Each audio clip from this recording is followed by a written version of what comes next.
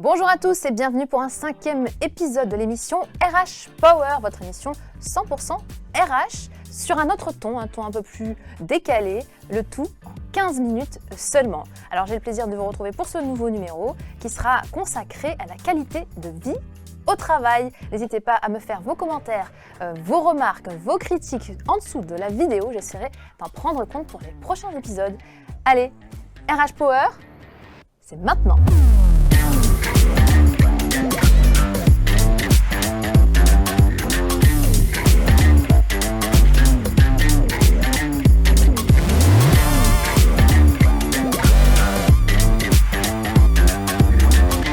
Sans plus attendre, je vous propose de découvrir le chiffre du jour. Venez avec moi.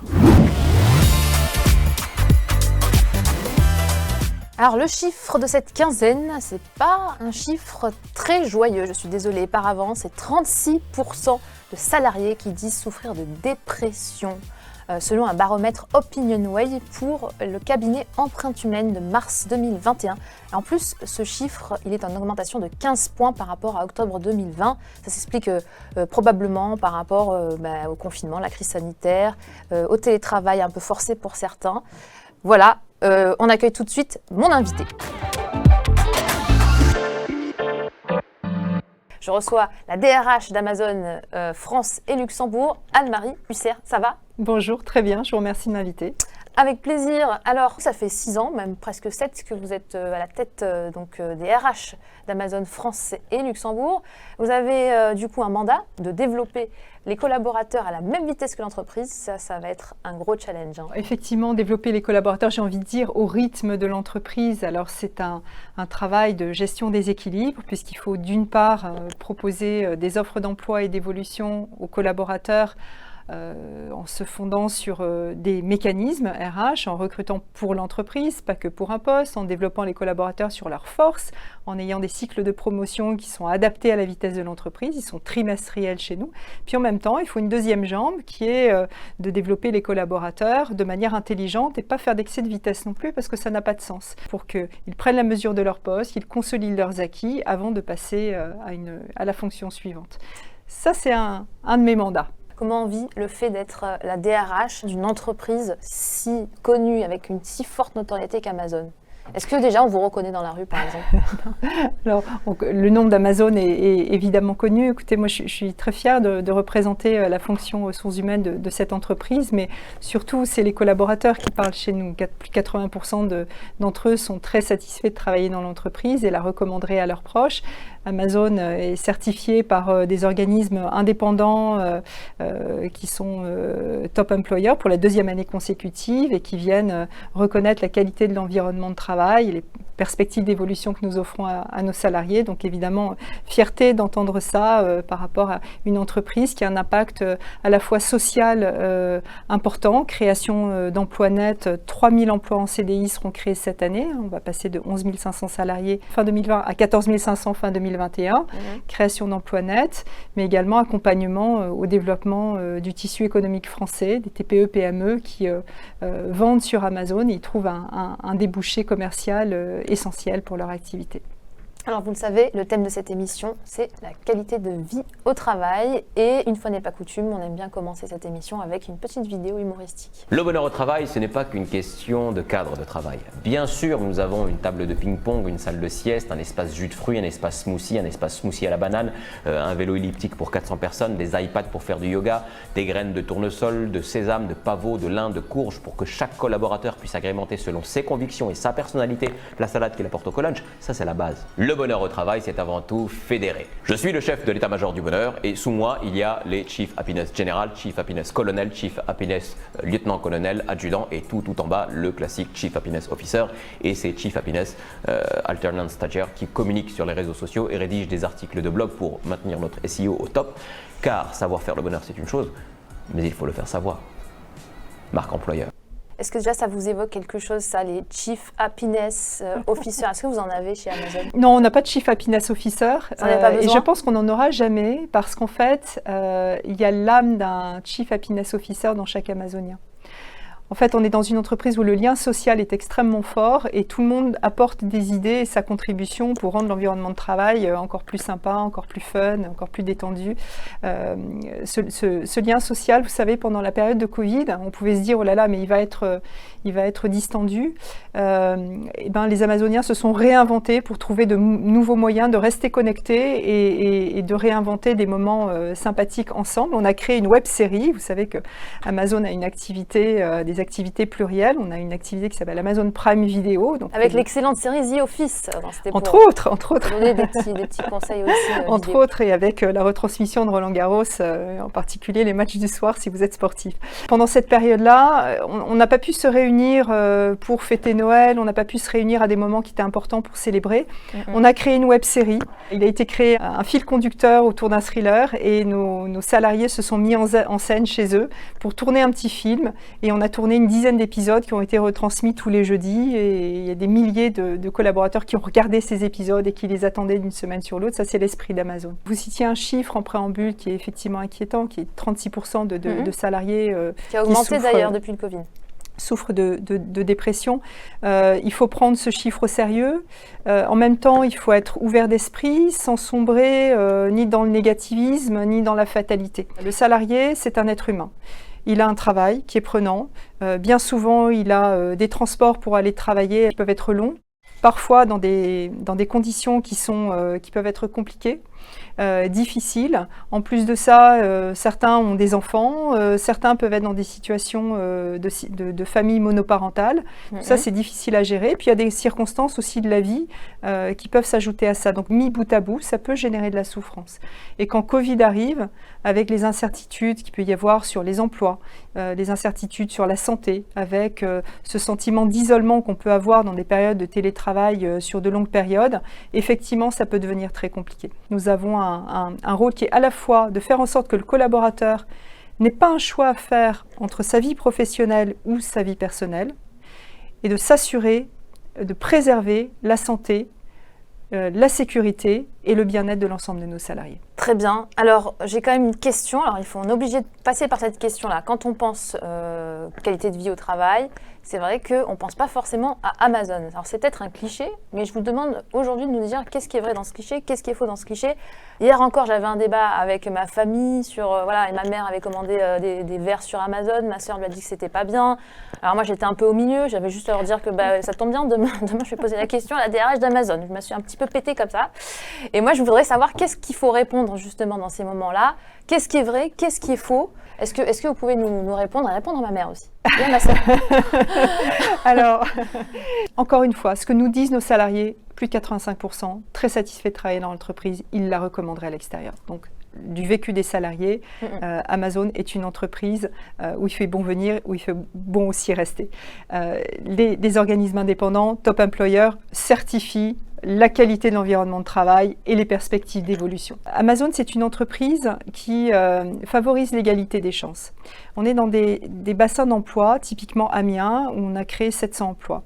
Vous avez des collaborateurs qui sont venus d'abord pour raisons alimentaires, ils avaient besoin d'un emploi, mais en fait, c'était des gens qui étaient passionnés, qui avaient une qualité particulière dans un domaine informatique et qui ont pu, grâce à Amazon, révéler leurs talents et pouvoir réaliser quelque part leur concrétisation professionnelle qu'ils n'auraient pas pu réaliser sur le marché du travail. Une personne qui est rentrée, je vais vous citer un exemple vivant, une personne qui était passionnée par le service client est rentrée au plus bas de l'échelle chez nous.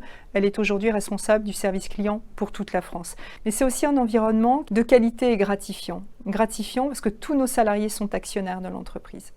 Un préparateur de commandes, 2 ans après son entrée, gagne en moyenne 26% de plus que le SMIC. Et un environnement qui est agréable. Il suffit de venir visiter nos sites. Venez à Clichy et vous verrez un environnement de travail, alors qui ne va pas dans la caricature de la petite séquence que vous m'avez présentée, mais qui pour autant il n'y aura pas de graines de lin, permet, si on a envie de travailler avec des collègues, on est dans un espace de travail avec eux. Si on a besoin de s'isoler pour une conversation téléphonique, on peut le faire. Il y a en fait une palette de choix qui est très diversifiée pour permettre de s'adapter finalement à tous les types de tâches ou toutes les situations professionnelles que peut rencontrer un collaborateur au cours d'une journée. Eh bien, merci Anne-Marie pour toutes ces précisions, en tout Avec cas. plaisir. Eh bien, j'accueille les deux autres invités. Bonjour Lise et bonjour Catherine. Bonjour. Bonjour. Catherine, vous êtes Head of People chez Golden Bees depuis 2 ans. Un parcours orienté business, particulièrement dans la tech et les RH, mais très vite vous vous êtes intéressée au bien-être au travail. Ça tombe bien parce que c'est le thème de l'émission.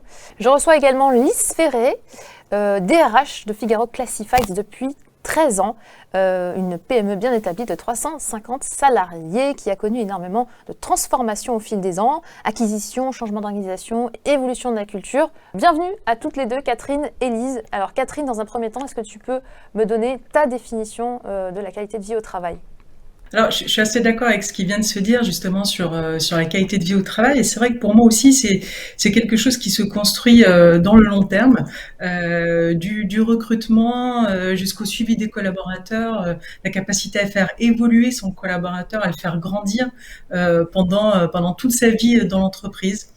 Donc voilà un petit peu ma vision, la qualité de vie au travail, même si je le développerai un petit peu plus tard, mais c'est ce qui doit être vraiment le moteur en fait de l'accompagnement du collaborateur. Et pour Lise, ça serait quoi ta définition ? Moi, je suis totalement en phase avec ce qui a pu être dit précédemment. Pour moi, c'est vraiment l'ensemble des dispositifs qui accompagnent l'évolution du collaborateur dans l'évolution de l'entreprise, et c'est l'attention qu'on peut porter à toutes nos communautés, collectif de collaborateurs qui a besoin de se transformer en même temps que l'entreprise.